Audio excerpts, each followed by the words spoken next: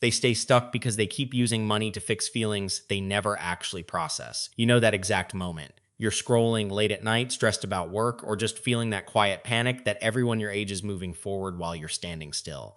Suddenly, you're clicking checkout on something you swore you didn't need yesterday. It's not really about the item.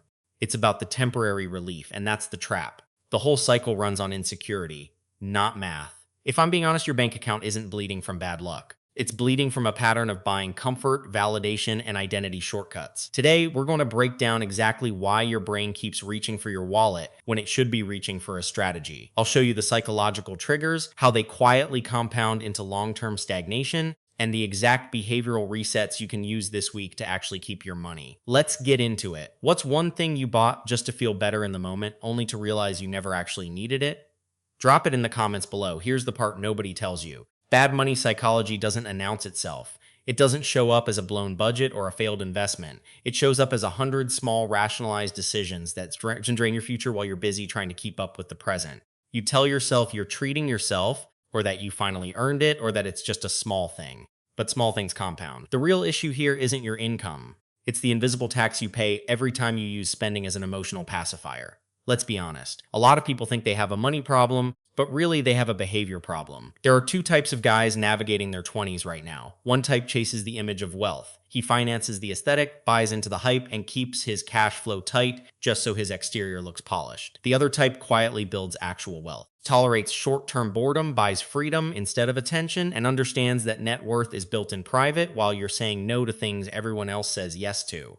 You don't have to be a math genius to pick the second path. You just need to stop funding temporary relief and start funding actual control. The whole point here isn't to make you feel guilty about your past purchases. It's to show you exactly how the loop works so you can step out of it. The first trap is insecurity spending, and it's the most expensive habit guys in their 20s carry into their 30s.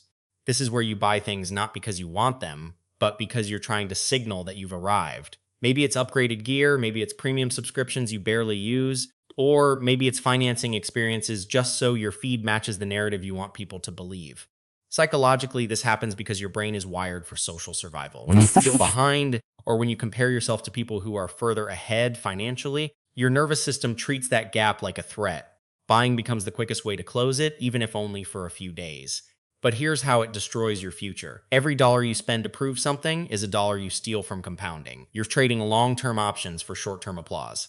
And applause doesn't pay rent when the economy shifts. The fix is brutally simple. Implement a 48-hour status rule. If you want to buy something that's tied to image or keeping up with a group, you wait 2 full days. During that time, you ask yourself one question. Would I still want this if nobody ever found out I bought it? If the answer is no, it's validation spending. Walk away. You don't need a budget to fix this. You need a boundary. This is where people get themselves in trouble. The second loop is the scarcity mindset disguised as a good deal. Flash sales? Limited drops, treat yourself after a brutal week, buying in bulk because it's cheaper, even when you don't have the storage or the actual use for it.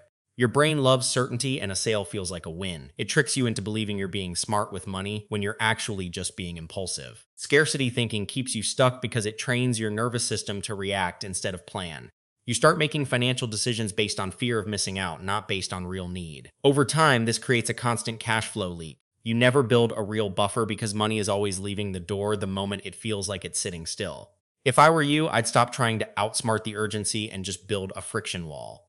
Delete the shopping apps from your phone, remove your saved payment methods. Make yourself physically type in the card number every single time. That extra 30 seconds of effort is usually enough for your prefrontal cortex to catch up with your impulse. And on the system side, set a fixed play money number every month. Once it's gone, it's gone. No negotiating with yourself on the 25th. This isn't about restriction. It's about giving your emotions a designated container so they stop spilling into your actual wealth. Let's talk about the silent progress killer. Comfort addiction, and self-sabotage after a win. This is the exact moment where things get weird. You finally save $5,000. You get a raise, you stick to your routine for 3 months straight, and then, almost without noticing, you buy the expensive dinner, upgrade your setup, or take the unplanned trip. You tell yourself you're just enjoying it, but the psychology behind it runs deeper. If you've spent years operating with a struggle or scarcity identity, sudden stability feels unfamiliar. Your brain actually resists it. It pulls you back to familiar spending patterns because discomfort feels safer than uncertainty. That's why people quietly reset their own progress right when compounding should be kicking in.